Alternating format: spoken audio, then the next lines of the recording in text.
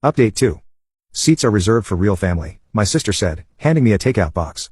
I ate alone in the hallway while they toasted my nephew's promotion. Then the $2,900 bill came, and the waiter walked straight to me. I smiled and said, I don't pay for strangers. He bragged online about buying it himself, started from the bottom now I'm here or something equally cringeworthy.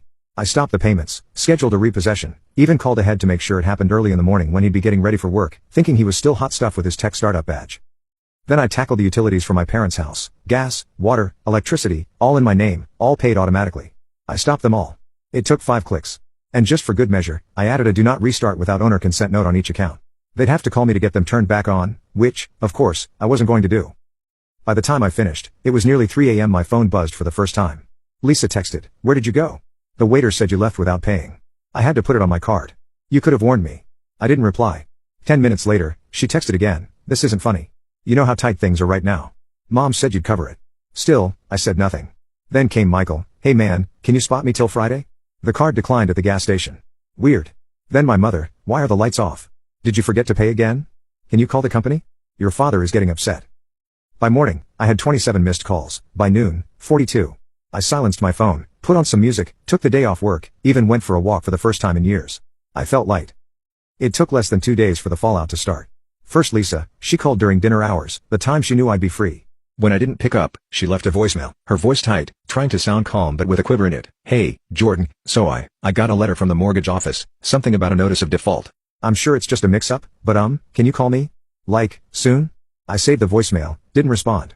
That weekend, Michael's Instagram story featured a cryptic photo of his driveway, empty, with the caption, "People be fake AF." He posted a poll, "Everyone close?" with 2 options, yep and always. I tapped yep.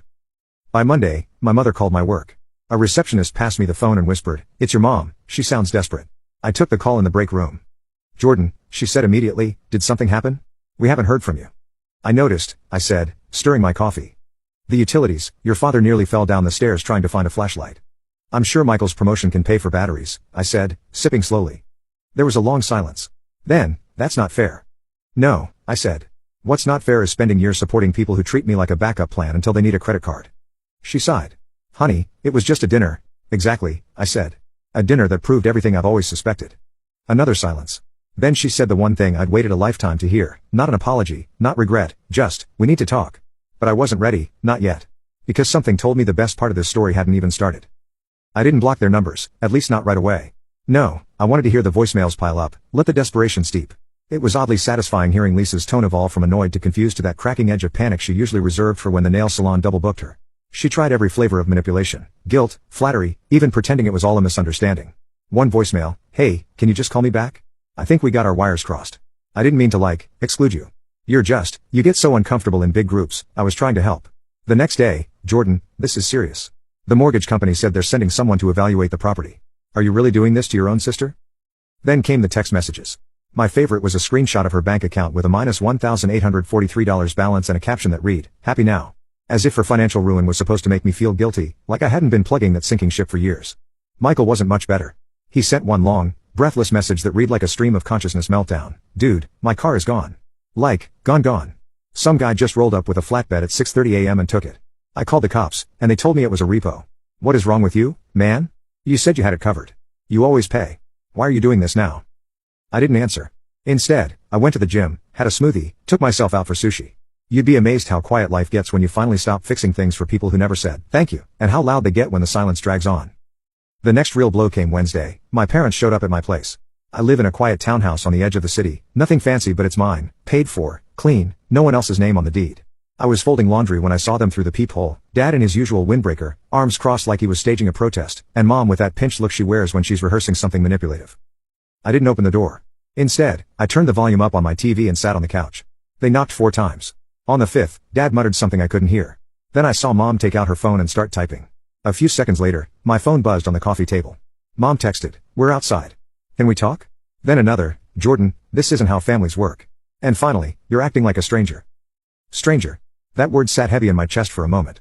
I stared at it, then looked out the peephole again.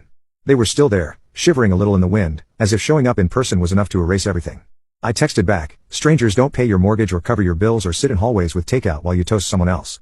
You made it clear I wasn't family, so now I'm just playing my part." They left 5 minutes later. I didn't feel good, not exactly. I wasn't celebrating, but I felt something else, something steadier than guilt, clarity. For the first time, I knew exactly where I stood, and it wasn't in the hallway anymore. The next 2 days were quiet, too quiet. Then Saturday night, the group chat lit up, the one we hadn't used in months, the one titled Family Things that Lisa had made after some weekend spa trip years ago. Normally it was dead, but suddenly message after message started flooding in. Lisa texted, "Does anyone know if Jordan's even planning to show up Sunday?" Uncle Ray texted, "Show up where?" Lisa texted, "Dad's birthday. At the house. 3 p.m. Cousin Tara texted, "I thought he wasn't invited." Lisa texted, "That's not the point. It's still Dad's birthday. He needs to be there." Michael texted, "He's ghosting me too. My lease is up next month, and I need help figuring it out. He won't respond." Then Lisa tagged me directly and texted, "Can you please stop being petty? You made your point. Let's just put this behind us for Dad." I didn't reply. An hour later, my voicemail got another one from Dad, this one different. "Jordan," he said in a low, tired voice, "I know you're mad. I don't blame you. I wasn't proud of what happened at the restaurant. I should have said something, should have told them to stop. But I didn't. I sat there like always, that's on me. But you not showing up Sunday? That's on you now. So just think about it, that's all I ask." I replayed it twice, then once more, just to catch the tremor in his voice. Guilt has a funny way of dressing itself up in honesty.